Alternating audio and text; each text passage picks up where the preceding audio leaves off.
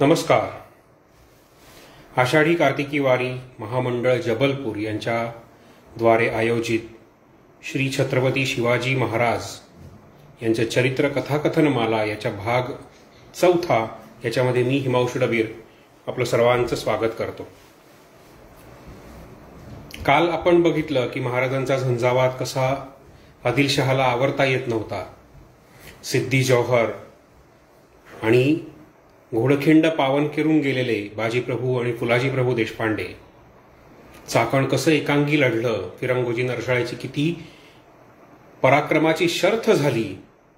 चाकण छोटीशी गढी, खरं तर त्याला किल्ला म्हणायचं. संग्रामदुर्ग हे त्याचं नाव आहे. त्या किल्ल्यानी शाहिस्तेखानाच्या फौजेला तब्बल 45 दिवस झुंजवलं, रडवलं. अखेर चाकण पडला, संग्रामदुर्ग पडला. सुरुंगाच्या स्फोटांनी त्याचा बुरुज उडाला. त्या उडालेल्या बुरुजावर रात्रभर फिरंगोजी नरसाळा आणि त्यांचे मावळे पहारा देत होते. पहिला आलेला हल्ला त्यांनी परत पाठवला सुद्धा होता. दुसऱ्या दिवशी मात्र हल्ला आला. फिरंगोजींना मागे मागे रेटत बालेकिल्ल्याचा आश्रय घ्यायला लागला. बालेकिल्ल्याचा आश्रय सुद्धा जेव्हा कमी पडला, सर्वत्र जेव्हा मुघल सैनिक पसरले, तेव्हा त्यांनी हार स्वीकारली. शाहिस्तेखानाने त्यांना, त्यांच्या सगळ्या तिथल्या मावळ्यांना परत जायला वाट मोकळी करून दिली आणि फिरंगोजी नरसाळे राजगडावरती येऊन राजांना भेटले. हा सगळा इतिहास आपण काल पाहिला. आज आपण पाहणार होतो की आता जसं जसं हा शाहिस्तेखान पुण्यामध्ये होता, तो सबंध पावसाळा जाईपर्यंत त्याचा मुक्काम चाकणमध्येच होता. बरं का, कुठं धो पावसात इतरत्र फिरा, त्याचा मुक्काम चाकणमध्येच होता. पावसाळा जसा जसा संपायला लागला तसं त्याला हे माहित होतं की चाकणच्या एका छोट्याशा गडीने आपल्याला 40-45 दिवस झुंजवलंय, तर सिंहगड, राजगड, तोरणा हे असे किल्ले कधी जिंकणार. मग खूप विचार करता करता त्याच्या सगळ्या सरदारांनी असं ठरवलं की आता आपण डोंगरी किल्ले नको, आपण कोकण किनारपट्टी जिंकूया. आणि ते कोकण किनारपट्टीकडे निघाले. कोकण किनारपट्टी याच्यासाठी की आता कोकण किनारपट्टी जिंकली तर शिवाजी राजांचं आरमार कोलमडून पडेल, त्यांना तिकडनं काही मदत मिळणार नाही. मग आपण या बाजूला आरमार, त्या बाजूला काही मदत नाही, आपलाच सगळा तो प्रदेश असेल, तर मात्र मग शिवाजी राजाला कोणणं सोपं जाईल. हा विचार करून शाहिस्तेखानाने खूप लोकांना बोलवलं. लाल महालात तो आलेला होता. लाल महालातल्या एका एकांताच्या खोलीत जाऊन तो बसला. बसल्यावरती त्यांनी याच्या काही सरदारांना बोलून घेतलं असेल. त्याच्यामध्येच एक सरदार होता कारतलब खान. हा उझबेकिस्तानातून आलेला आहे आणि हाच तो माणूस आहे ज्यांनी परिंड्याचा किल्ला जिंकलेला आहे. जसं मी तुम्हाला काल म्हणलं, परिंड्याचा किल्ला होता कोणाकडे? आदिलशहाकडे. रक्ताचा एकही थेंब न सांडता त्याने तो किल्ला जिंकला. आता तो किल्ला जिंकल्यानंतर तो परत आला. त्याच्या पराक्रमावरती भयंकर खुश झाला. पराक्रमाची मोठी मोठी कहाण्या औरंगजेबाला लिहून पाठवल्या आणि औरंगजेबाला ही खात्री पटायला लागली आता की हो, चाकणचा किल्ला जिंकला, तिकडे परिंड्याचा पण जिंकला, म्हणजे आपला जो काही मामा आहे अमीर उमराव शाहिस्तेखान, हा शिवाजीचा पूर्णपणे बंदोबस्त करणार, नायनाट करणार. तो आपला पत्र लिहायचा की ते शिवाजीचा जाऊन लवकरात लवकर चोरडा करा. त्याचं पत्र आलं की त्याचे जे सरदार आहेत ते खालच्यांना अजून पत्र लिहायचे. पण शिवाजी समोर जायला किती, आता चाकणच्या 4 भंताळांनी त्याला 40-45 दिवस लढवला होता. मग सगळा विचार करता करता यांनी असं ठरवलं की आता आपण आधी कोकण किनारपट्टी जिंकायची. आणि कोकण किनारपट्टी जिंकताना कारतलब खानाबरोबरती अनेक सरदार दिले. त्या सरदारांमध्ये एक स्त्री होती आणि त्या स्त्रीचं नाव होतं रायबाघन. रायबाघन हा खिताब आहे तिला दिलेला. हा दिलाय कोणी? औरंगजेबाने. तिचा जो नवरा होता तो औरंगजेबाचा सरदार होता, शूर सरदार होता. वराड प्रांतामध्ये माहूर नावाचं जे गाव आहे त्या गावामधला हा सरदार, माहूर किल्ल्याचा किल्लेदार. औरंगजेबाला जेव्हा दिल्ली काबीज करायची होती, तख्तावरती बसायचं होतं, त्यावेळेस ज्या अनेक लोकांनी त्याला मदत केलेली आहे त्यातला हा एक सरदार होता वराडचा. तो त्या तिथे लढताना कामी आला. त्याला तिथं मरण आलं त्याला त्या लढाईमध्ये. आणि त्याचा जी काही जहागिरी आहे ती सगळी जहागिरी औरंगजेबानी त्याच्या मुलाच्या नावाने जगजीवन राम नावाच्या मुलांनी करून दिली. आणि जगजीवन राम लहान होता म्हणून त्याची सगळा कारभार जो काही ही सावित्री देवी बघत होती. आणि सावित्री देवी बघत असताना ती उत्कृष्ट दर्जाने कारभार बघत होती, सगळं करत होती, छान करत होती. आणि या वऱ्हाडमध्ये हरचंद राय काय असं काहीतरी एका नावाचा एक सरदार आहे, त्या सरदाराने औरंगजेबाविरुद्ध केलं बंड. औरंगजेबाकडनं हुकूम सुटला. हे असं तर फारसं घडत नसे. कोणी औरंगजेबाविरुद्ध बंड करावं किंवा स्वतःचा काहीतरी करायचा प्रयत्न करावा असं काही फारसं घडत नसे त्या काळामध्ये. तर या हरचंद राय नावाचा जो कोण माणूस असेल त्याचं नाव नुकतं आठवत नाही मला, त्या माणसानी बंड केलं. आणि ते बंड मोडून काढायसाठी म्हणून औरंगजेबाने या माणसाला सांगितलं. तर आता त्यांनी जेव्हा सांगितलं तेव्हा त्या माहूर किल्ल्यावरती कोणी नेता, पुरुष नेता असा नव्हता. रायबागांनी असं ठरवलं की पुरुष नेता नाही म्हणून काय झालं, तर तिने काय केलं की औरंगजेबाचा जो काय हुकूम आलेला आहे तो शिरसावंद्य मानून झेंड्याच्या काठीला आपली चोळी बांधली. आणि चोळी बांधली आणि ती आपल्या सरदारांसमोर उभी राहिली की अरे तुम्ही पुरुषासारखे पुरुष, मर्दासारखे मर्द, तुम्ही काय लढायला घाबरताय? मी माझी चोळी बांधून चालले लढायला. आणि तुमच्या बहिणीच्या इज्जतीची जर तुम्हाला काळजी असेल तर तुम्ही आता माझ्या चोळीची इज्जत तुम्हीच राखा. सगळे तिच्याबरोबर स्वार उठले. तिने ते बंड मोडून काढलं. ते बंड मोडून काढलं, सगळं झालं. रायबागन नावाचा तिला किताब मिळाला. अशी ही रायबागन. आणि ही अत्यंत हुशार स्त्री होती, शूर होती, चलाक होती. रणक्षेत्राची आणि रणनीतीची तिला माहिती होती. अशी ही रायबागन महाराष्ट्रातलीच लढायला मात्र शिवाजीराजांच्या विरुद्ध आलेली होती. महाराष्ट्रातल्याच या दोन स्त्रिया आहेत, जिजाऊ साहेब आणि रायबागन. बाबासाहेबांनी त्याच्यावरती खूप सुंदर भाष्य करून ठेवलेलं आहे. आता ती लढायला आली. तिला सगळं सांगितलं गेलं की आता तू कारतलब खानाबरोबर जायचं आहेस आणि जाताना जे काही तिथे आपल्याला करायचे आहे, युद्ध करायचं आहे आणि कोकण किनारपट्टी आपल्याला पूर्ण जिंकायची आहे हे त्यांनी ठरवलं. कारतलब खानाने पण मोहीम काढली. आणि मोहीम काढल्यानंतर त्याने असं ठरवलं की मोहीम अत्यंत गुप्त पद्धतीने चालवायची आहे बरं का आपल्याला. आणि इतक्या गुप्त पद्धतीने चालवायची की इकडची खबर तिकडे गेली नाही पाहिजे. पण शिवाजीराजांचे हेर इतक्या तिखट कानाचे होते की बातमी पसरली. बातमी शिवाजीराजांपर्यंत गेली की कारतलब खान असं असं करून कोकण किनारपट्टीच्या दिशेने उतरणार आहे आणि तो कोकण किनारपट्टी जिंकणार आहे. ही बातमी पोहोचली. फौजेनिशी निघाली. फौजेत कोण कोण सरदार आहेत, काय साधन सामुग्री, कसं काय, सगळं ठरलं. आणि ठरल्यावरती हा निघाला. निघाल्यानंतर इकडे वडगाव, मावळ या भागातून तो पुढे पुढे सरकत गेला. या बाजूला लोहगड, विसापूर हे किल्ले. तर लोहगड, विसापूरच्या लोकांना दिसत होतं खालून फौज जातीये. ही फौज खालून जात असताना मात्र कुणीही त्याला आडकाठी केलेली नाही, कारण राजाचा तसा हुकूमच होता, येऊ देत. ते लोक बघत होते. लोहगड, विसापूरच्या दक्षिणोत्तर मार्गाने हा खान चालू लागला. बरं, पूर्वीच्या काळामध्ये बोरघाट म्हणजे आजकालचा मुंबई एक्सप्रेस हायवे, बोरघाटातून खूप साधा मार्ग, राजमार्ग होता कोकणामध्ये उतरायला. पण या साध्या मार्गाने गेलो तर आपली मोहीम सगळ्यांनाच उघड पडेल, सगळ्यांनाच कळेल. या हिशोबाने कारतलब खाननी वेगळाच मार्ग पकडला. त्यांनी ठरवलं की तुंगारण्यातून हे जायचं. तुंगारण्यातून जायचं एक तर घनघोर जंगल. या जंगलामध्ये जे काही आत्ता सरदार जे काही मुघल त्याच्याबरोबर आलेले होते ते सगळे दिल्ली वगैरे प्रांतातून आले, ज्यांनी डोंगर कधी बघितलेला नव्हता. या सगळ्या सरदारांबरोबर या सगळ्या फौजेला घेऊन उंट, घोडे, हत्ती, तोफा असे सगळ्याच्या सगळा घेऊन हा मनुष्य बोरघाटातून न जाता दुसरीकडे उत्तरेच्या म्हणजे दक्षिणोत्तर असा जो चालायला लागला लोहगडाला. शिवाजीराजांना राजगडावरती खबर पोचलेली होती की हा कुठल्या मार्गाने जातोय आणि तो कुठल्या मार्गाने जातोय हे बघत होते शिवाजीराजे. आणि त्यांनी ठरवलं, नेतोजी पालकर त्यावेळेस तिथे राजगडावरतीच होते. सगळ्यांनी सदरेवरती बैठक झाली. खानाला जर पकडायचा असेल तर एवढ्या मोठ्या फौजेशी जर काही त्याला पकडायचा असेल किंवा त्याला झोडायचं असेल तर आपल्याला काय त्याच्याशी उघड मैदानात लढाई करायची नाही. तो कुठल्या मार्गाने येतोय हे बघूया. त्याचा मार्ग कळला की तो आता उंबरखिंडीतून उतरणार. आणि तो जसा उंबरखिंडीतून उतरणार हे कळायला लागलं त्यावेळेस शिवाजीराजांच्या आधीच, म्हणजे हे असं नाहीये की हा उंबरखिंडीत पोहोचला आणि मग राजे राजगडावर निघाले, असं काही नसतं. ही मोहीम असते, विचार केलेला असतो याचा. आणि यांना कळलं की साधारण एक अंदाज आला की हा आता या मार्गाने कोकणमध्ये उतरणार आहे.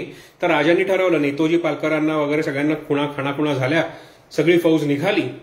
आणि फौज निघाल्यावरती राजेने त्या फौजेचे नेहमीप्रमाणे 2 भाग केले. एक भाग दिला नेतोजी पालकरांकडे, त्यांना सांगितलं की खानाची फौज उतरून येऊ द्या, ती उतरली की मागून तुम्ही रस्ता बंद करायचा. कधी जर तुम्ही उंबरखिंडीत गेलाच तर त्या उंबरखिंडीमध्ये छान दिसतो हा सगळा जो काही एक सापळा आहे ना, हा सापळा दिसतो. तर तुम्ही काय करायचं नेतोजीराव, तर तुम्ही मागे जायचं आणि मागून ते मागची परत जाण्याची वाट बंद करून टाकायची.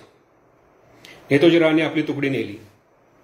खुद्द शिवाजीराजे अंगात चिलखत, डोक्यात शिरस्त्राण, धनुष्यबाण असे सगळा वेश परिधान करून घोड्यावरून उंबरखिंडीच्या तोंडावर येऊन थांबले.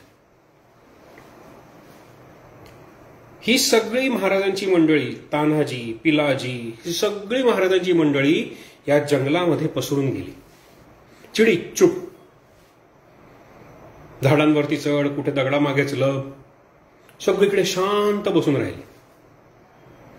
हे आता आठवतं ना की त्या आदिलशहाच्या कवीनी कसं लिहिलं असेल की हा शिवाजी माणूस नाही भूत आहे. तर शिवाजीची मावळे मंडळी, त्याची जी फौज तिथे अजून सगळीच भूतावळच आहे. ही सगळी भूत जी आहेत ना, ही जाऊन बसली झाडांवरती, कुठेतरी लपून, चांदीपट्टीमध्ये लपून बसली, शांत, चिडी चुप, अजिबात आवाज नाही, हालचाल सुद्धा नाही. खान रस्ता चढायला लागला. जसा जसा तो वडगाव मावळकडनं पुढे निघत चालला होता तसं तसं त्या रायबागांना कळत चाललं होतं की आपण ज्या मार्गाने जातो आहोत तो काही सोपा मार्ग नाही, तो कठीण मार्ग आहे. आणि ही जी काही आपल्याबरोबर मोगलांची फौज येत आहे तिला हा कठीण फौजेचा हा मार्ग माहीत नाही, त्यांना याची सवय नाही. आपण हे चुकतोय. तिने कारतलब खानाला सांगितलंही असेल, पण ते सांगताना कारतलब खान ऐकतोय कुठे? तो म्हणा नाही, इथूनच जायचं. कोणालाच माहिती नाही आपली फौज कुठून चालली. लोहगडावरनं सगळ्यांनी बघितलंय. महाराजांच्या हेरांनी महाराजांपर्यंत खबरा पण दिल्या. इतकंच नाही, महाराजांची फौज येऊन त्या अरण्यामध्ये लपून सुद्धा बसलीये. तुंगारण्यात कारतलब खानाने त्याच्या फौजेसकट प्रवेश केला. बरं, आता गंमत अशी की तुम्ही पुण्यातून निघणार, तो अखंड सह्याद्री चढायचा, मग त्या उंबरखिंडीच्या तोंडावर यायचं, मग तिथून खाली उतरायचं. उंबरखिंडीत आलात तुम्ही की तिथून पुढे तुम्हाला तो कोकणचा प्रदेश दिसणार. हा असा प्रकार. ह्यांच्याकडची जी काही फौज ती सगळी अशी आनंदी की जिला डोंगर माहित नाही, चढण माहित नाही, सगळे आपले हत्ती, घोडे, उंट याच्यावर डुलत डुलत चालणारी मंडळी. आता ह्यांना हे चढायचं म्हणल्यानंतर ते काही हत्ती चढेनात, त्याच्या तोफा चढेनात, करायचं काय? तर ह्या सगळ्या गोष्टी चढतायत. सगळ्यांना दिसतंय फौजेला फार वाट लागली, पाणी संपलं, पाणी मिळेना फौजेला प्यायला. आणि अशा परिस्थितीत तरी सुद्धा खानानी स्वतःची सगळी फौज त्या डोंगरावरती आणली आणि तिथून आता उतरायचं. ती उंबरखिंड अशी खाली उतरून यायची. आता ती उतरणं काय सोपं नाहीये, कठीण खिंड आहे ती. आणि अशा बरं ती काय खिंड म्हणजे अशी फार मोठी वाटबीट पण नाहीये, पाऊल वाटा असतील फार फार तर, त्याच्यावर नाही ह्यांना. म्हणजे हा झाडं तोडत बिडत थोडे थोडे मार्ग करत करत असा स्वतः येतोय, स्वतःची फौज घेऊन येतोय. हे सगळं त्याचं चालू आहे. आणि हे सगळं चालू असताना जेव्हा ती फौज खाली उतरली, नेतोजींनी मागून आपली फौज उभी केली.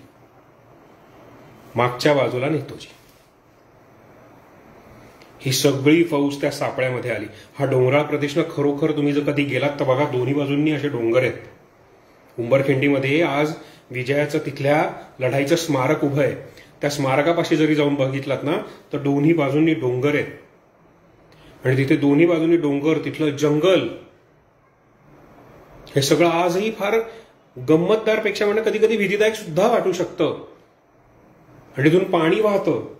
उन्हाळ्यात ते पाणी वाहत नाही, आणि ही जी काही मोहीम चालली होती ही साधारणतः जानेवारीचा अखेर आणि फेब्रुवारीचं पहिले 2-3 दिवस ह्याच्यामध्ये ही मोहीम चाललेली आहे. म्हणजे तिथं जे काही पाणी वाहत असतं ते आटलेलं होतं त्यावेळेस.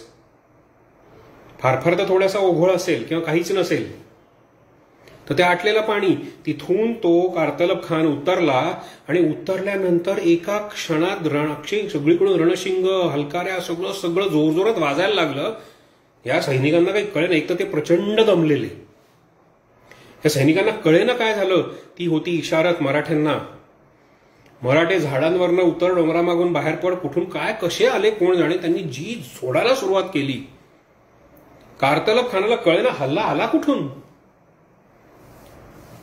खानाने काही आपले सैनिक पुढे पिटाळले, पुढे जाऊन खबरा आणल्या की मराठ्यांनी हल्ला केला. असा कसा हल्ला केला, यांना कसं कळलं की मी या रस्त्याने येतोय, हे यांना कळलं कसं.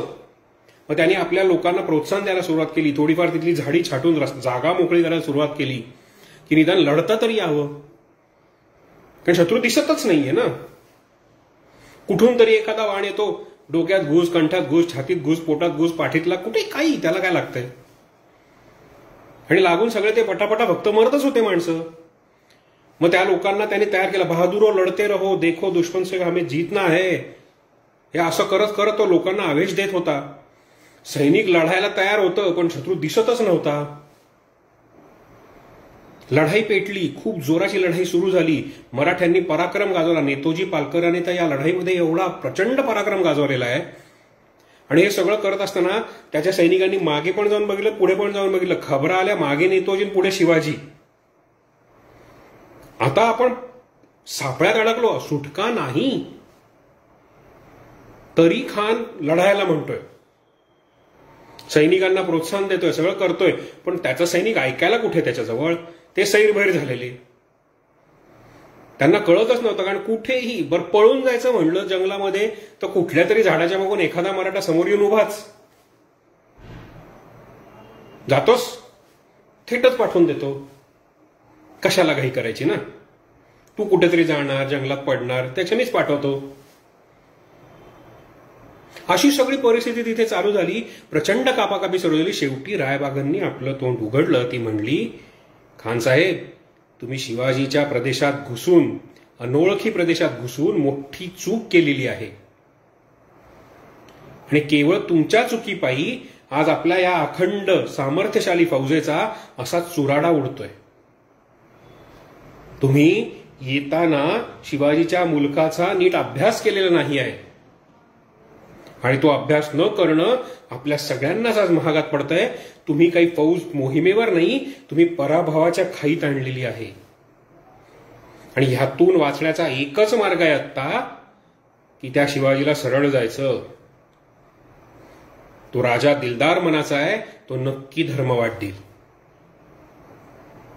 कारतलब खानाला ते पटत नव्हतं, पण त्याला दुसरा पर्याय पण दिसत नव्हता की आता काय, म्हणजे सुटायचंय, जिवंत तर जायला लागेलच, मग करायचं काय. हे सगळं करताना खूप विचार करून मग त्याने त्यातल्या त्यात तिथला एक बरा माणूस निवडला की जो आता शिवाजीरायांकडे जाईल, त्यांना सांगेल, त्यांची माफी मागेल आणि आपल्याला परत जायचा रस्ता दिसेल. पाण्याने तर हाल झालेलेच आहेत, कारण तहान लागली, पाणी मिळतच नाहीये. मग अखेर एक माणूस सापडला. त्याला कारतलब खान रायबागांनी समजावून सांगितलं. आणि हा माणूस मग जंगलातून वाट काढत काढत हातात पांढरं निशाण घेऊन, हो, कारण पांढरं निशाण नाही घेतलं तर तोच मारला जायचा ना, लढाईच चालू आहे तिथे. मग ते पांढरं निशाण घेऊन तो कसा बसा असा राजांच्या जवळ पोहोचला. दूरूनच त्याला राजे दिसले, घोड्यावर बसलेले, हातात धनुष्य, पाठीमागे बाण, अंगावरती चिलखत पोलादी, डोक्यावरती शिरस्त्राण. आणि अशा अवस्थेत, अशा ह्याच्यात, या वेशभूषेमध्ये राजा तिथे बसलेला होता माझा घोड्यावरती. तो वाट काढत काढत शिवाजीराजांच्या अगदी नजीक पोचला. गुडघ्यावर टेकून म्हणला, महाराज रहम, कारतलब खान ने आपके लिए संदेशा भेजा है कि हम पे रहम कीजिए. यहां आपके इस मुल्क में आके हमने बहुत बड़ी गलती कर दी. हा एवढा कठीण मुलूक आहे की या कठीण मुलखामध्ये येऊन आम्ही प्रचंड मोठी चूक केली. हा मुलूक देवांना सुद्धा जिंकायला अजिंक्य आहे. अशा या घनघोर दाट जंगलात इतक्या कठीण अवघड मुलखात आम्ही येण्याची चूक केली. आमच्याकडनं पाप घडलंय. आम्हाला वाट मोकळी करून द्या, धर्मवाट द्या, आम्हाला माफ करा, शरण आलोय आम्ही. महाराज मनातल्या मनात म्हणले असतील, हा जर मुलूक कठीण नसता तर तसेच आला असतात.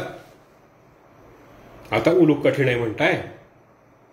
पुढे जाऊन तो वकील म्हणला की खुद्द कारतलब खान साहेब, उझबेक आणि शहाजीराजे यांचा जिव्हाळ्याचा संबंध होता. पराभव समोर दिसला की जुनी नाती आठवायला लागतात.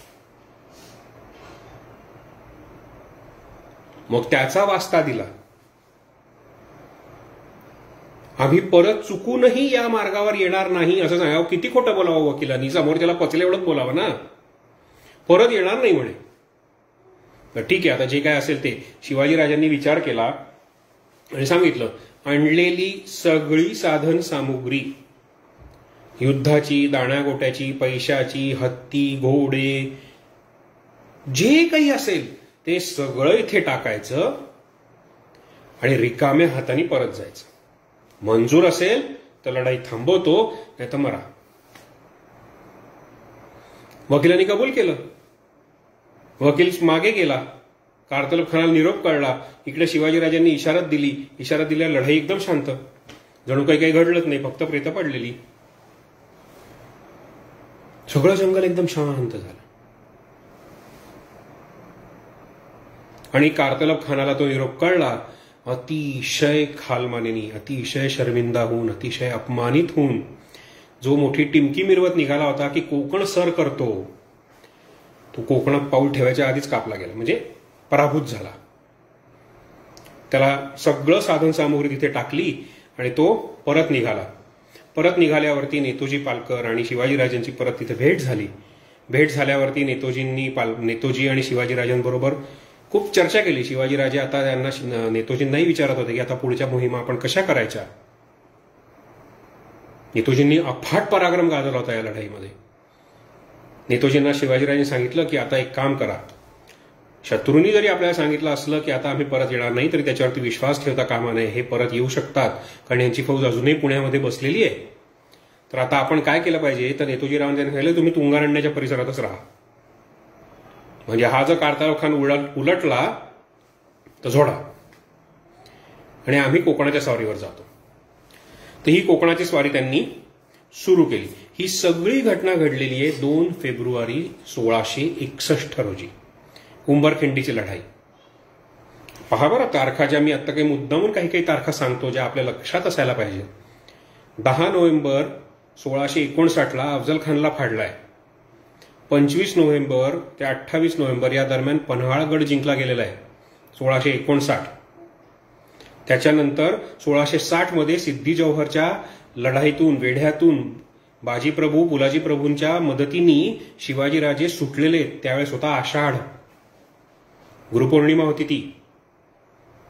आणि आता हा 2 फेब्रुवारी 1661, म्हणजे गेल्या कमीत कमी फक्त 1.5 वर्षातच महाराजांनी केवढे पराक्रम गाजवलेत.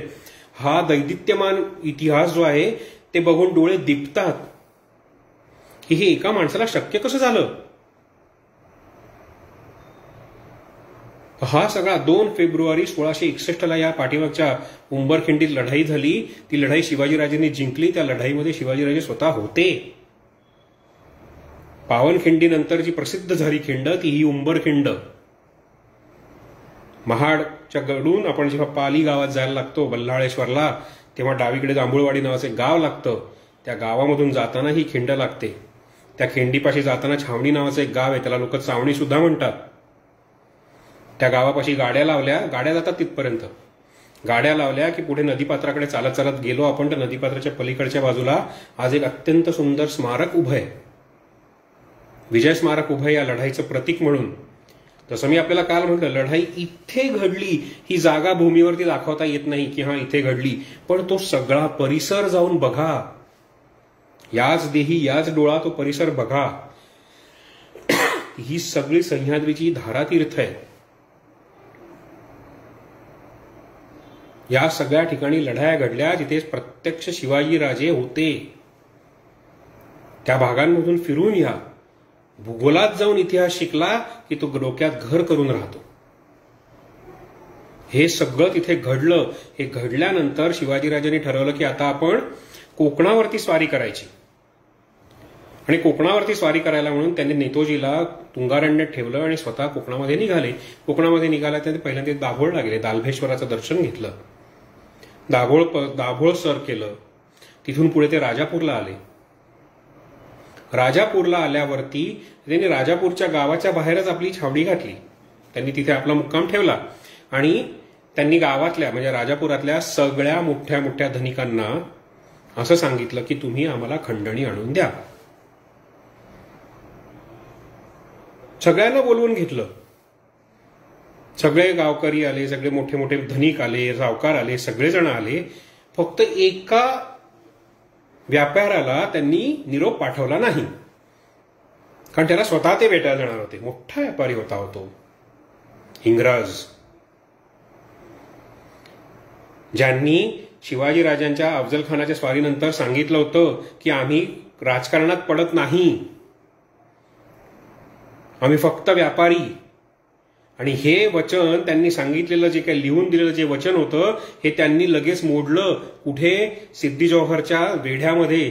आणि नुसतंच मोडलं नाही तर त्याला त्यांनी मदत केली. आपली तोफ, दारुगोळा, इतकंच नाही, माणसं आणि त्यावर कडी म्हणजे युनियन जॅक सकट ती माणसं तिथे नेऊन ती तोफ पन्हाळ्यावर डागली, दगलबाजी केली.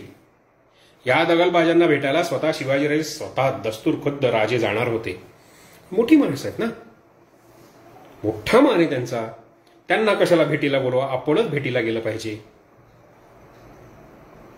निर्लज्जपणा बघा ना या इंग्रजांचा. सगळ्यांना बोलायला आपल्याला बोललं, हे गेले स्वतः. काय निर्लाजरेपणा आहे बघा. स्वतः गेले राजांना भेटायला. हेनरी रिव्हिंग्टन, गिफर्ड, वेल्ची ची अनेक नावं आहेत. हे सगळेजण त्या राजाला भेटायला गेले. भेटायला समोर गेल्याबरोबर राजांची भुवई चढली. राजे म्हणले, गिरफ्तार करा या दगलबाजांना. ताबडतोब झालं. सगळे अटकेत, सगळ्यांच्या हाताला दोऱ्या पडल्या, सगळे अटकेत पडले. आणि राजांनी हुकूम सोडला, यांची राजापूरची वखार लुटा, कुदळीनी खडून काढा, सुतळीचा दोरा सुद्धा शिल्लक ठेवू नका. राजांचा राग किती भयानक होता. दगलबाजी केलीत तुम्ही आमच्याशी, आमच्या राज्यात येता, आमच्या देशात येता आणि आमच्या शत्रूला मदत करता. हे चालणार नाही. आणि ज्या ज्या राजाला म्हणून हे शक्य आहे तो हीच शिक्षा करेल तुम्हाला. आणि या सगळ्यांची रवानगी केली व्याघ्रगड म्हणजे वासोटा. कोयनेचं बॅकवॉटर जिथे आहे ना तिथे तो किल्ला आहे, आजही आहे.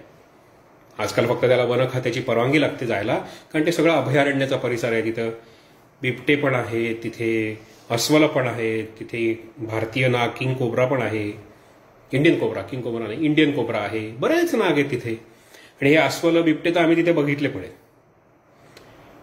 तिथून पहिल्या अंतरावरून जाताना पायाला ज्या काही जळवा लागतात त्यांचाही आम्ही भरपूर प्रसाद म्हणून त्यांना खाऊ घातलेलं आहे आमचं रक्त.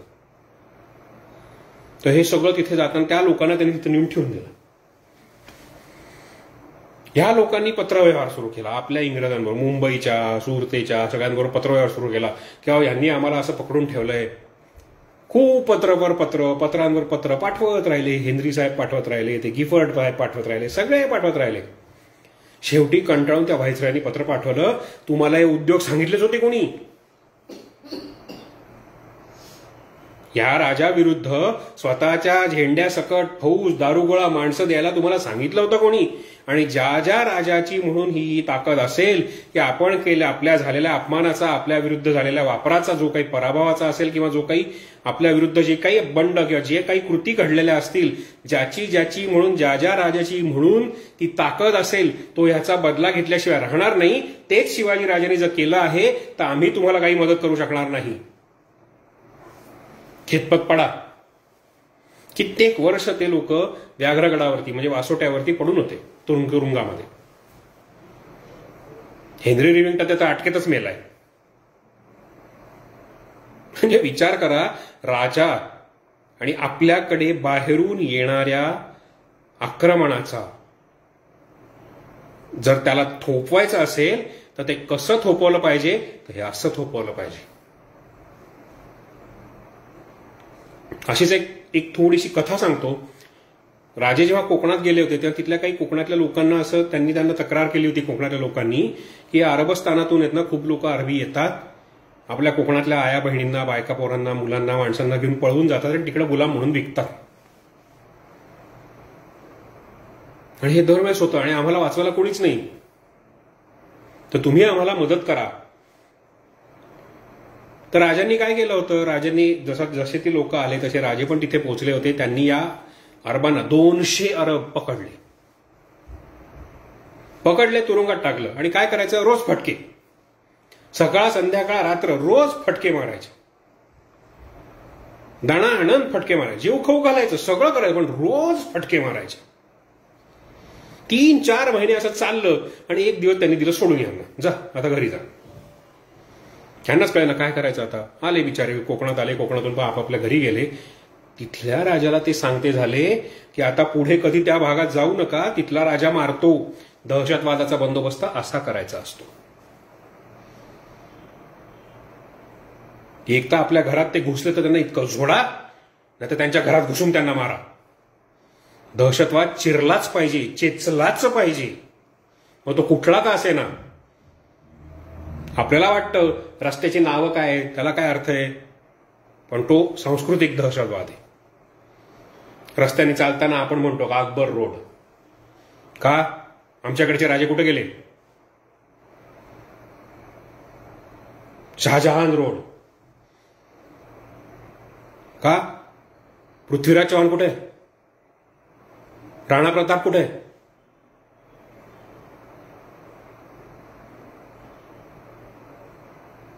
ह्या सगळ्या गोष्टी जर दिसत नसतील तर आपण मूर्ख आहोत आणि आपण असेच मरणार. असो, हा भाग सगळा निराळा. पण राजांनी मग ठरवलं की राजे राजापूरला आले. राजापूरला आल्यानंतर त्यांनी राजापूरची इंग्रजांची वखार लुटली, इंग्रज कैदेत पडले. त्यांना त्यांच्याच इंग्रज बांधवांनी काही मदत करेना, कारण त्यांना माहित होतं राजाच्या विरुद्ध काही केलं तर तो उद्या मुंबईवर लुटून नेले तर काय करा, उद्या उठून सुरत येऊन आमच्यावरतीच काही केलं तर काय करा. राजांनी सुरत लुटलीये, एकदा नाही 2दा लुटलीये. तर ते सगळं राजांनी काही मदत केली नाही. हे इंग्रज तसेच खितपत पडले. आणि त्याच्यानंतर राजांनी पुढे पुढे जेव्हा सरकत गेले तेव्हा राजापूरला एक त्यांना उत्कृष्ट हिरा मिळालाय. तो काय खराखोरा हिरा नाही, माणूस रूपी हिरा आहे. त्याची कहाणी फारच दुर्दैवी आहे. त्याचे वडील जंजिऱ्याच्या सिद्धीकडे काम करत होते.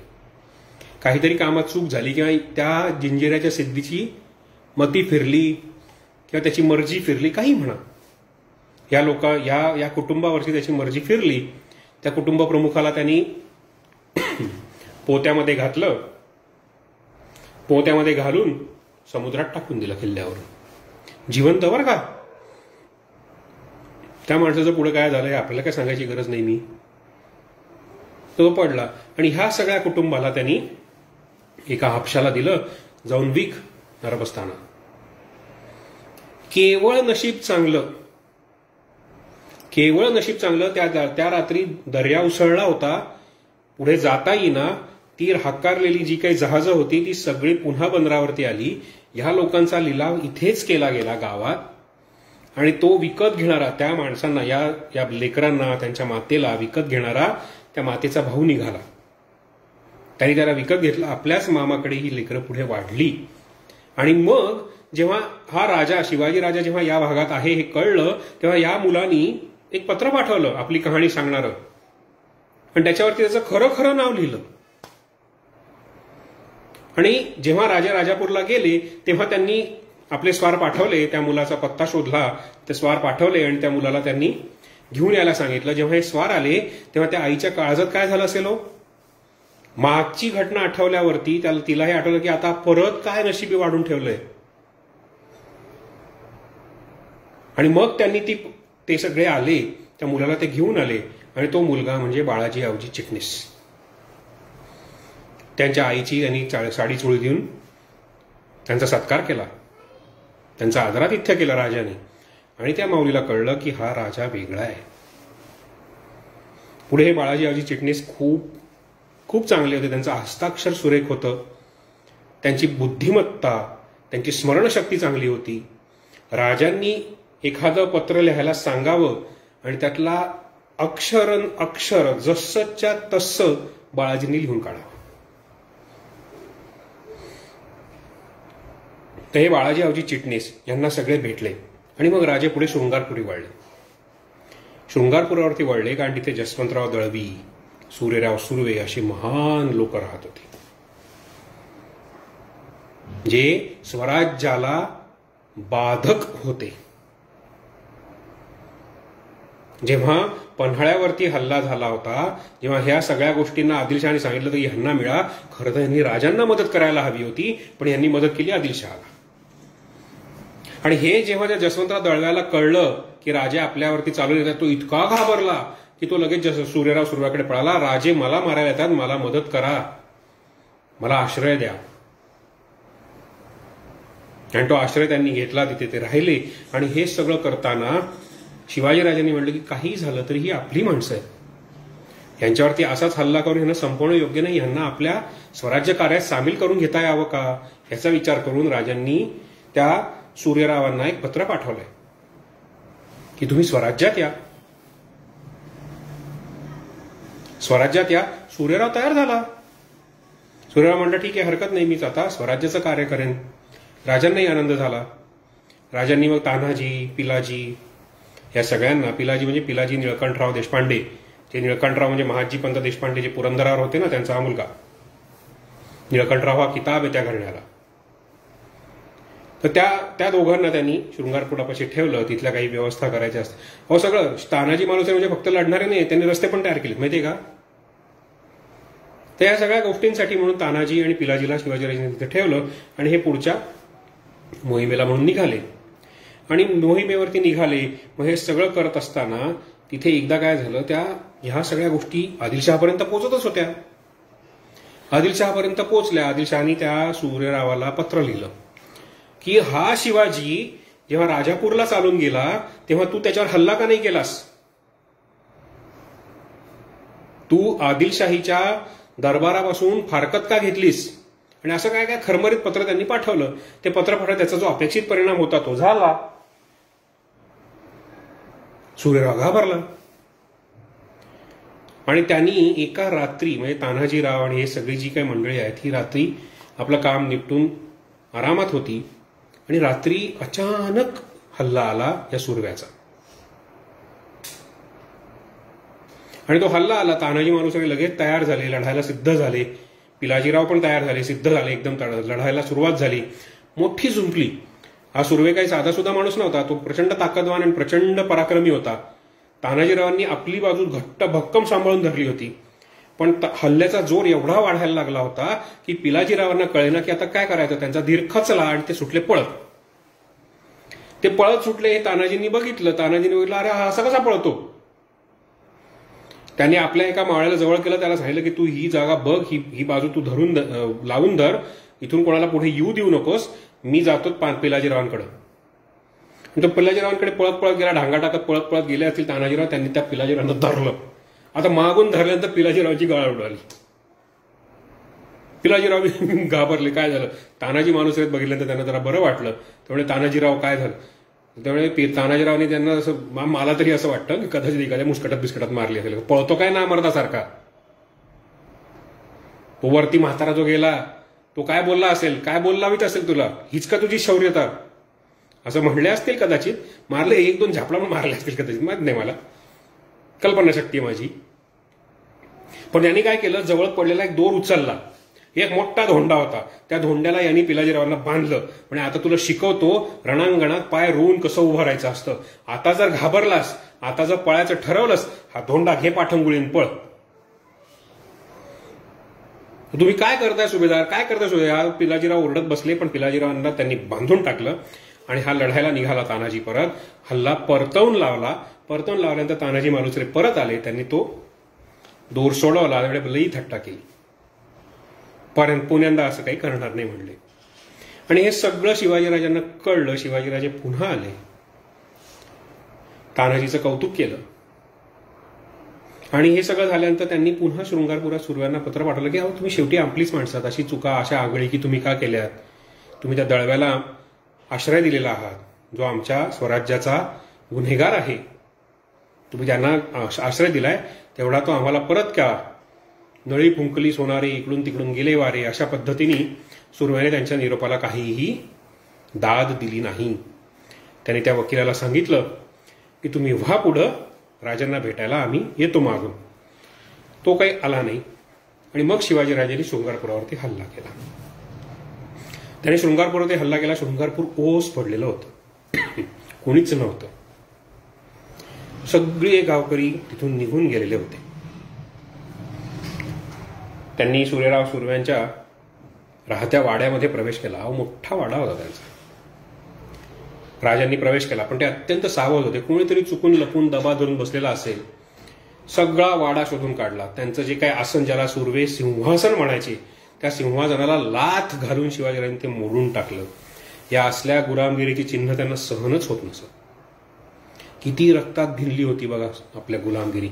एका पत्राने सूर्यराव सुर्वे फिरला, तो पळून गेला. आणि हे सगळं घडतंय ना यावेळेस बरं का, तिकडे दक्षिणेमध्ये शहाजीराजे सुद्धा पराक्रम गाजवत होते. तिकडे त्यांनी त्या बाजूला म्हणजे पोर्ट नोव्हा नावाचं बंदर आहे, ते बंदर जिंकून घेतलं. ते नावनपल्ली नावाचं गाव आहे, ते जिंकून घेतलं. तिकडे तंजावर, पूर्वी त्याला चंदावर असं म्हणत असत, तंजावरमध्ये राहून हे लोक आदिलशहाच्या सरदार या नात्याने शहाजीराजे तिथला सगळा कारभार सगळे हिंदू राजांना एकत्र करत होते, नायकांना तिथला एकत्र करत होते. आणि जरी ते आदिलशहाच्या नावाने करत असतील तरी हा सगळा भूप्रदेश त्यांच्याचकडे राहणार होता. तिथे सुद्धा त्यांचं सुद्धा कार्य चाललेलं आहे. हे खूप कमी लोकांना माहीत असतं की यावेळी शहाजीराजे काय करत होते, लढत होते, आपलं राज्य वाढवत होते. हे सगळ्या घटना तिथे चाललेल्या आहेत. आणि हे करत असताना इकडे जेव्हा राजे शृंगारपुरात होते तेव्हा तिथे एक चिरदुर्ग नावाचा एक छोटासा डोंगर आहे. त्या डोंगरावरती शिवाजीराजांनी गेले. त्यांनी बघितलं हा गड करण्याच्या दर्जाचा डोंगर आहे. त्यांनी तिथे लगेच त्याचं बांधकाम सुरू करायला सांगितलं. तोच हा मंडणगड किल्ला. त्या मंडणगडाचं नाव ठेवलं. शहाजीराजांचा पराक्रम चाललाय, शिवाजीराजांचा पराक्रम चाललाय. आणि हे सगळं करून जेव्हा ह्या सगळ्या धामधूम चालली होती, शाहिस्तेखान पुण्यातच बसलाय बरं का अजूनही. त्याचे सगळे जे काही सरदार आहेत ना ते सुद्धा धुमाकूळ घालतातच आहेत. पण नेतोजी पालकर ह्या सगळ्यांना पूर्ण उरतोय. एकाच वेळेस 18 मुघल सरदार आणि रायबागन म्हणजे 19 जण हे त्या नेतोजीचा बंदोबस्त करण्यासाठी धावाधाव करत होते. म्हणजे उभ्या महाराष्ट्रात ह्या लोकांबरोबर नेताजी काय कबड्डी खेळत होता हे आत्ता कळेल तुम्हाला. नेतोजी पालकर साधेसुधे योद्धे नव्हते. एका पुढे एका ठिकाणी असं झालं की नामदार खान नावाचा एक सरदार आहे जो कल्याण भिवंडीच्या इथे आला होता. त्याचा बंदोबस्त करायला म्हणून शिवाजीराजे निघाले. आणि ते निघाल्यावरती त्यांना असं कळलं की सिंहगडावरती फितुरी झालीय. आता सिंहगड हा मोठा किल्ला आहे, स्वराज्यात अशी फितुरीला संधी नाही, जागा नाही. म्हणून शिवाजीराजे नामदार खानाची मोहीम थोडी स्थगित केली. ते स्वतः सिंहगडावरती आले आणि त्यांनी सगळी चाचपणी केली. गडावर फितुरी झालेली नव्हती. आणि मग ते नामदार खानावरती चालून गेले, त्याचा निपात केला. याच वेळेस तिकडे शाहिस्तेखानाच्या 2 सरदारांबरोबर ती नेतोजींची झुंज पडली. त्या 2 सरदारांकडनं नेतोजींचा पराभव झाला.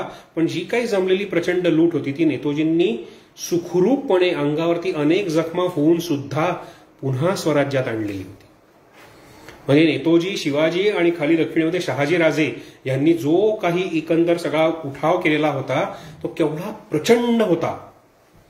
एकेका वेळेस 18 सरदार या एकट्या नेतोजीच्या मागे लागलेले होते. त्याची काय कमाल असेल. आणि हे सगळं घडतंय. आणि ह्याच्यानंतर हे सगळे शिवाजीराजे वगैरे सगळी मंडळी पुन्हा राजगडी आली. कोकणपट्टी जिंकली गेली. तळ कोकण जे होतं ते सगळं जिंकलं गेलं. राजे गडावरती आले, राजगडावर आले, खलबत चालू झाली. खूप दिवस झाले आहेत हा शाहिस्तेखान काही जात नाही.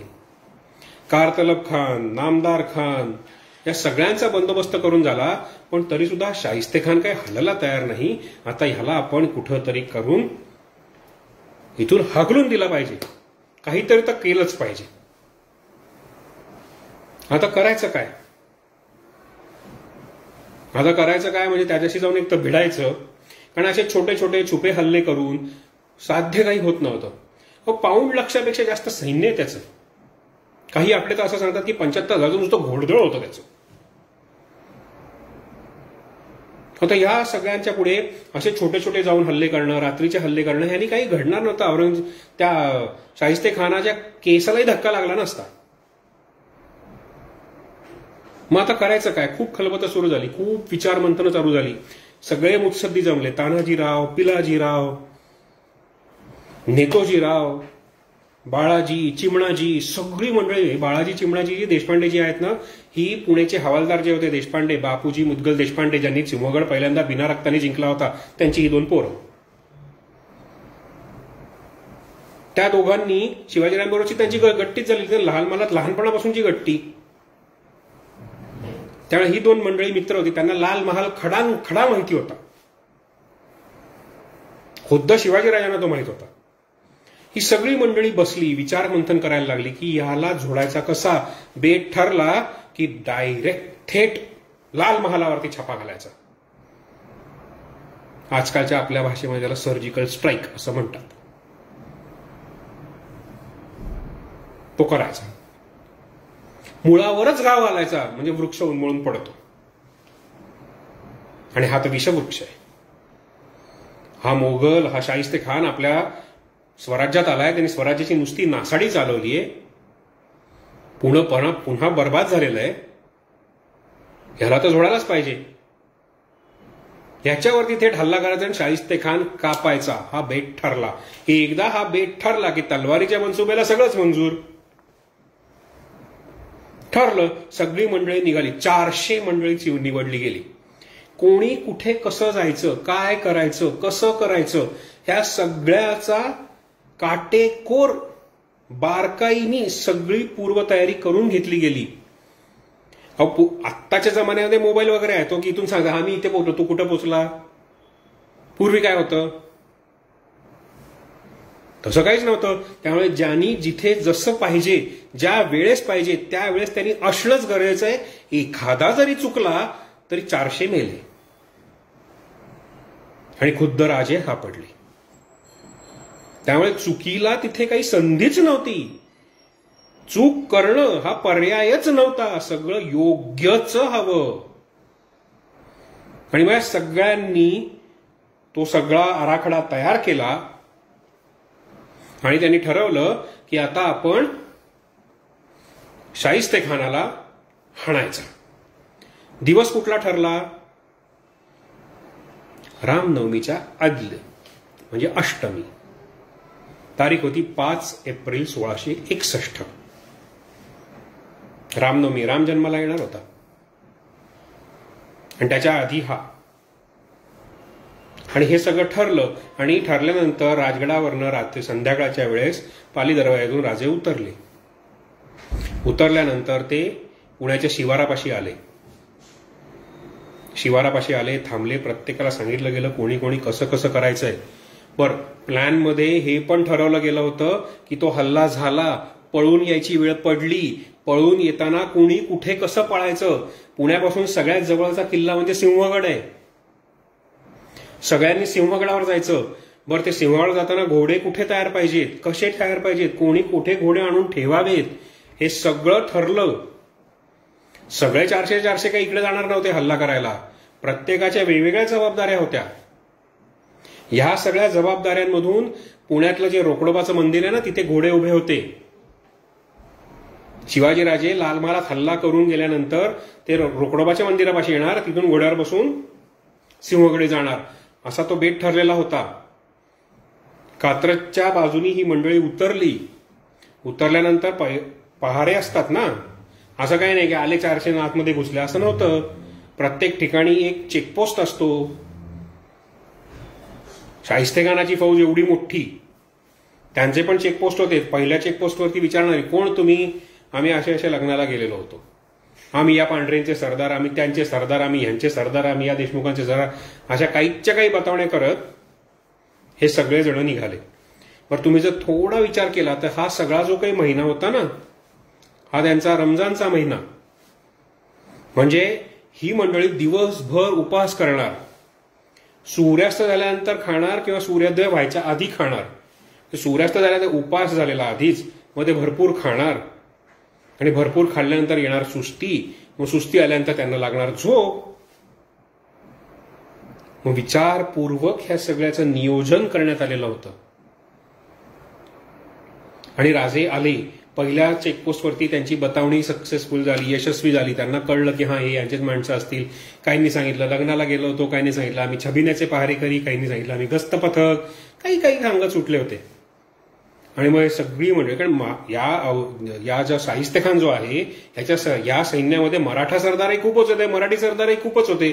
त्यावेळी ही बतावणी अगदी सहजच खपून गेली की आम्ही यांचे सरदार किंवा आम्ही यांचे मावळे किंवा आम्ही यांचे सैनिक, आम्ही यांच्या तुकडीमध्ये असतो. ही सगळी बतावणी अगदी सहज खपून गेली.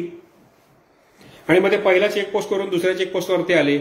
दुसऱ्या चेकपोस्टवरती आल्यावर विचार काय असतो, आधीची चेकपोस्ट केलेलं काम, आधी आमचं खाणं झालेलं आहे, आम्हाला ती झोप आधीच्या लोकांनी केलंय म्हणजे हे त्यांना ओळखत असतील, चला जाऊ द्यात पुढे. असे करत करत करत करत हे 400च्या 400 लोक आले पुण्यात. पुण्यामध्ये आले आणि मग सगळ्यांची पांगापांग झाली. राजे, बाळाजी, चिमणाजी, तान्हाजी ही सगळी मंडळी जी आहे ही लाल महालाच्या दिशेने चालू लागली. बरं, जो जुना लाल महाल राजांना माहित होता तो त्याच्यामध्ये या शाहिस्ते खानाने केलेला होता बदल. त्याचा भटारखाना आणि अमुक तमुक या गोष्टींमध्ये बदल केलेला होता. काही ठिकाणचे दरवाजे बंद करून टाकलेले होते. शिवाजीराजे आले, त्यांनी लाल महालात प्रवेश केला आणि तो प्रवेश केल्याबरोबर त्यांनी पुढे पुढे जेव्हा सरकत गेले तेव्हा त्यांना तो भटारखाना लागला. भटारखाना लागला आणि तो भटारखान्यातून पलीकडे जाणारा जो दरवाजा होता तो चिणून टाकलेला होता. म्हणजे तो दरवाजा फोडणं आलं. तो फोडणं आलं म्हणजे त्याचा आवाज होणं आलं. आवाज झाला म्हणजे कोणाला तरी कळणं आलं. मग कोणाला कळलं तर काय, इथेच सापडू आपण. 1.25 लाखाची जवळजवळ 75,000ची फौज बाहेर या लाल महालाच्या भोवती आहे आणि आपण फक्त 400, त्यात स्वतः राजे आपल्या बरोबर आहेत. करायचं कसं? त्यातच एक कुठला तरी जो कोणी भटारखान्यातला कर्मचारी असेल, खानसामा असेल, त्याला जाग आली. त्यातले काही भटारखान्यात जे काम करणार त्यांना तर कापून काढावंच लागत, नाईलाज होता. कारण आवाज झाला आणि काही गडबड झाली तर अजून पुढे त्रास नको व्हायला. पण एक जणाला जाग आली, त्याला आवाज यायला लागला, तो लगेच खानाकडे सुटला पळत पळत. खान साखर झोपेत होता पहाटेच्या आणि त्याला कळलं की हा भटारखान्यातून हा माणूस आलाय. त्याने सांगितलं असं असं काहीतरी भटारखान्यातून आवाज येतोय. शाहिस्ते खान म्हणला भटारखान्यातून आवाज येणारच ना, पहाट झालीये, भटारखान्यामधले लोक काम करत असतील, आवाज तर येणारच तिथून. त्याचे काय फार दुर्लक्ष दिलं आणि तो परत झोपी गेला. आणि ह्या महाराजांनी तोपर्यंत महाराजांच्या मंडळींनी तो दरवाजा फोडला आणि खुद्द लाल महालात प्रवेश केला. राजांच्या हेरांनी सगळ्या बातम्या आणलेल्या होत्या की खानाची दालन कुठे आहे, कसं आहे, हे सगळं त्यांनी केलेलं होतं. आणि ते केल्यावरती जशी ही मंडळी आत घुसली, जी काही पहाऱ्याची लोक होती त्यांना कापत कापत पुढे चालली होती. दिंडी देवड्या ज्या लाल महालाच्या होत्या तिथल्या पहारेकऱ्यांना सुद्धा कापून काढलं होतं. आतमध्ये जसे जसे लोक जायला लागले तसतसा आवाज व्हायला लागला. लोकांना कळलं हल्ला आलाय, जाग आली लाल महालामध्ये. आणि राजे सावध शोधत होते की अरे आपला आप गेला कुठे, ज्याला मारायचंय तो कुठे, हे ते शोधत चालले होते. ते शोधत शोधत जेव्हा जायला लागले तेव्हा शाहिस्ते खानाच्या दालनात ते घुसले. घुसल्यावरती त्या दालनातून जो तलवार येताना त्याला दिसली असेल शाहिस्ते खानाला, त्याच्या ज्या काही बायका होत्या तिथल्या त्यांनी ती सगळी समाधानं बंद करून टाकली. अंधार पसरला. शाहिस्ते खान पळत सुटला की हा हल्ला आला. हल्ला कोणाचा आला? शिवाजीचा आला. अरे खरंच भूत आहे याला नक्की चेटूक येतं. हा पळत सुटला. शिवाजी राजे त्याच्या मागे धावत सुटले होते त्याला मारायचं म्हणून. आणि तो जीवाच्या आकांतानी, बरं आता सगळीकडे अंधार झालेला, मराठ्यांच्या ज्या काही तलवारी आहेत त्या अंदाजे फिरत होत्या. समोर कोण आलं कसं आलं काही माहित नाही. शाहिस्ते खानाचा मुलगा जो बिचारा कालच्याच दिवशी म्हणजे 4 एप्रिललाच तो बापाला मदत करायला म्हणून आलेला होता, तो पण लढायला लागला. खानाच्या बायका सुद्धा तलवारीखाली सापडल्या गेल्या. अंधारात नाईलाज होता. चूक मराठ्यांची नाहीच. मराठ्यांच्या तत्वामध्येच बसत नाही की त्यांनी बायकांवरती हल्ला करावा. पण अंधार होता. समोर कोण आहे, शत्रू असणार, या एकमेव भूमिकेतून तलवारी चालल्या. त्या तलवारींमध्ये काही बायका सुद्धा मारल्या गेल्या असतील, गेल्याच. त्यातल्या त्या एका शाहिस्तेखानाच्या एका बेगमेचे ते इतके हाल झाले, त्या बिचारीच्या शरीराचे इतके तुकडे झाले की तिचं दफन करताना ते तुकडे एका टोपलीत भरून न्यायला लागले. शाहिस्तेखानाचा जो मुलगा होता, जो कालच्या दिवशी बापाला मदत करायला म्हणून 4 एप्रिलला जो आला, तो 5 एप्रिलला मेला. इकडे शिवाजीराजे त्या शाहिस्तेखानाच्या मागे पळत सुटले. शाहिस्तेखान त्यांना दिसतोय आणि शाहिस्तेखानाने काय करावं तर पहिल्या मजल्यावरनं खाली अंगणात उडी मारली, जीव वाचवावा म्हणून. आणि तो उडी मारत असताना शिवाजीराजांच्या तलवारीचा घाव त्याच्यावरती बसला आणि त्याची उजव्या हाताची 3 बोटं तुटली. शिवाजीराजांना वाटलं की शाहिस्तेखान मेला आणि ते सगळं कार्यभाग उरकला. बाहेरून गलका उसळू लागला होता. सगळी फौज महालाभोवती गोळा होऊ लागली होती. दरवाजे कुठल्याही क्षणी उघडले जातील हे कळत होतं. आणि म्हणून शिवाजीराजांना जेव्हा त्यांना कळलं की आपण शाहिस्तेखानावरती घाव घातलाय, शाहिस्तेखान खाली उडी मारली, तो मेला असणार, या समजुतीमध्ये शिवाजीराजांनी ठरवलं की आता परत फिरायचं. दरवाजा उघडला गेला. गनिमाला गनिमाला गनिमाया गनिमाया, मराठा आया, शिवाजी आया, हे खुद्द शिवाजीराजे तोडत बाहेर पडले. आणि ते जसे जसे ओरडत बाहेर पडले तसे तसे ते पलीकडे रोकडोबाच्या मंदिरापाशी गेले. तिथून ते घोड्यावर बसून सिंहगडावरती निघाले. एवढा भाग्य आहे बघा सिंहगडाचं. अनेक ठिकाणी सिंहगड आपल्याला दिसतोय. ते सिंहगडावरती गेले. सिंहगडावरती गेल्यानंतर फौजेला भूल द्यायची, गनिमी कावा करायचा म्हणून एक कथा अशी पण पसरलेली आहे की त्या कात्रजच्या घाटामधून बैलांच्या शिंगांना मशाली लावल्या आणि ते बैल तिकडे पळवले, जेणेकरून शाहिस्तेखानाच्या फौजेला असं वाटावं की शिवाजीराजे त्या दिशेने पळाले. ह्यातलं खरं खोटं मला माहित नाही, ही एक कथा आहे. पण शाहिस्तेखानाच्या फौजेला शिवाजीराजांनी कात्रजचा घाट दाखवला आणि खुद्द शिवाजीराजे सिंहगडावरती आले. सिंहगडावर त्यांनी मुक्काम केला. दुसऱ्या दिवशी ते राजगडावरती आले. त्यांना आनंद होता की आपण शाहिस्तेखान मारला. पण शिवाजीराजांना हे नंतर कळलं, त्यांच्या हेरांनी खबरा आणल्या की शाहिस्तेखान राहिलाय, जिवंत आहे. त्याची उजव्या हाताची 3 बोटं मात्र तुटली. रोज जेवताना आता शिवाजी आठवेल. म्हणजे शिवाजीवरती मोहीम करायची तर शिवाजीचं नाव उलटं वाचल्यावरती जे तयार होतं ना, जीवाशी पट बेतलं, अशी ती शाहिस्तेखानाची गत झाली. त्याला इतकं दुःख झालं की त्याच्या काही बायका मारल्या गेल्या. त्याचा पोरगा जो त्याला मदत करायला म्हणून आला होता तो मारला गेला. 5 एप्रिलला हे सगळं घडलं. 8 एप्रिलला शाहिस्तेखानाने आपला तळ हलवला. त्यांनी ठरवलं की आता आपण पुणे सोडायचं. 3 वर्ष जो पुण्यात ठाण मांडून बसला होता तो आता 3 दिवस सुद्धा राहायला तयार नव्हता. एवढी दहशत त्यांनी खाल्ली होती शिवाजीराजांची. दहशतवाद असा चिरडायचा, घुसून मारायचं. आणि हेच आपल्या भारतीय सेनेने सुद्धा उरीमध्ये केलं. आणि म्हणून अभिमानाने सांगायची कथा आहे ती. इतिहास तिथेही रचला गेलाय. तर शिवाजीराजांना कळलं की शाहिस्तेखान तर जगला, पण शाहिस्ता खानाला शास्त केली असं एक त्यांनी कोटी तिथं केली. शिवाजीराजांना आनंद झाला. 8 एप्रिलला शाहिस्तेखान निघाला. तो निघाला. औरंगजेब त्यावेळेस हवा पालटासाठी काश्मीरला होता. त्याला खबर गेली की शाहिस्तेखानाचा असा पराभव झालेला आहे आणि शाहिस्तेखान निघालेला आहे, त्याची 3 बोटं तुटलेली आहेत, असं तसं झालेलं आहे. शाहिस्तेखानाचा याला भयंकर राग आला. त्याने त्याला परस्पर पत्र पाठवलं की इकडे येऊच नका, तुमची बंगालच्या सुभ्यावरती आम्ही नेमणूक केलेली आहे, तुम्ही तिकडं जा. बंगालचा सुभा हा पूर्वीच्या काळामध्ये अत्यंत वाईट होता. शिक्षा दिली असेल ना, शिक्षा द्यायची असेल ना कोणाला, तर त्याला बंगालच्या सुभ्यावरती पाठवायचे. शाहिस्तेखान त्याच्या सगळ्या पदव्या बिदव्या वाचायला लागल्या ना आणि लिहायला घेतल्या ना आपण, तर 2-4 ओळी भरतील, मग त्याचं शाहिस्तेखान नाव येईल. एवढ्या त्याच्या पदव्या आहेत. तशा शाहिस्तेखानाला 75,000पेक्षा जास्त फौजेच्या गरड्यात घुसून शिवाजीराजेंनी झोडलाय. आणि मग ते पुढे आले. आणि ते पुढे आल्यानंतर तिकडे तो शाहिस्तेखान निघून गेला. शिवाजीराजे राजगडावरती परत आले. शिवाजीराजांच्या कारकिर्दीतली ही किती धामधुमीची वर्ष आहेत. 1659 5 सप्टेंबर 1659 सईबाई साहेबांचं निधन झालंय राजगडावर. 1659 त्या काळामध्ये तर शिवाजीराजे अफजल खानाची झुंजायचा प्रयत्न करत होते. ती झुंज चालू होती. त्यांचं निधन झालं, सईबाई साहेबांचं जेव्हा निधन झालं तेव्हा नक्की मला खात्री आहे शिवाजीराजे राजगडावर आले असणार.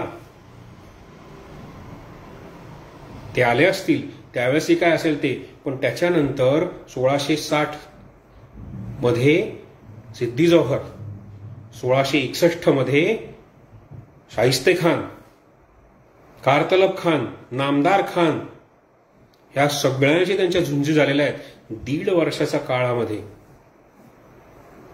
आणि मग अखेर हा शाहिस्तेखान पळत सुटला, गेला निघून. तो थांबलाच नाही. तो थांबला, त्यांनी काय केलं, आता हा हल्ला झाला कसा, कोणीतरी पकडायला पाहिजे ना. कोणाच्या चुकीमुळे झालं, कशामुळे झालं, नाव अगदी सहज समोर आलं जसवंत सिंगच. रजपूत सरदार आहे, अत्यंत स्वामीनिष्ठ औरंगजेबाबद्दल.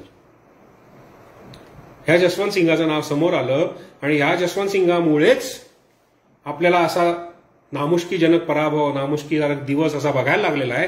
हे त्यांना दिसलं, कळलं. सगळा ठपका त्याच्यावरती ठेवला गेला आणि त्याला सांगितलं गेलं की आता तो सिंहगड जिंकायचा.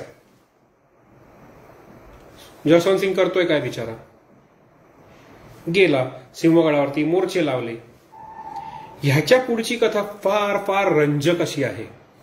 रंजक इतकी रंजक आहे की शिवाजीराजांनी पुढे जेव्हा सुरत लुटली आहे ना, त्याचा जो कारभार त्यांनी जो केलेला आहे ना, ती जी फौज गेली आहे ना ती सिंहगडाच्या मागून गेली आहे. आणि त्या सिंहगडाला ह्या जसवंत सिंहाचा वेडा आहे, त्याला पत्ता पण लागला नव्हता. ही सगळी कथा, सुरत आणि आग्र्याची भेट, ही सगळी कथा आपण उद्या बघणार आहोत. कारण आज आपण आता तुर्तास इथेच थांबतोय, कारण इतका सगळा इतिहास सगळा एकाच वेळेस सांगून मला घाईघाईत इतिहास संपायचा नाही. त्याला त्याने तितका वेळ घेतला पाहिजे, छान पद्धतीने सांगितला गेला पाहिजे. ही माझी मनोमन इच्छा आहे. जे लोक हे ऐकतायत, जे लोक हे नंतर परत पाहतायत, जे लोक हे पुढे पाठवतायत ऐकण्यासाठी, त्यांच्यासाठी सुद्धा आपण हा एक धन्यवाद देतो मी त्यांना, की हा इतिहास असा पुढे वाहता राहू द्या, पुढच्या पिढीला हा कळता राहू द्या. म्हणून तूर्तास मी आत्ता इथे थांबतो. उद्या आपण सुरतेची स्वारी आणि मिर्झा राजा जयसिंगाची हल्ला जो येणार आहे ते आपण बघणार आहोत. तोपर्यंत हर हर महादेव.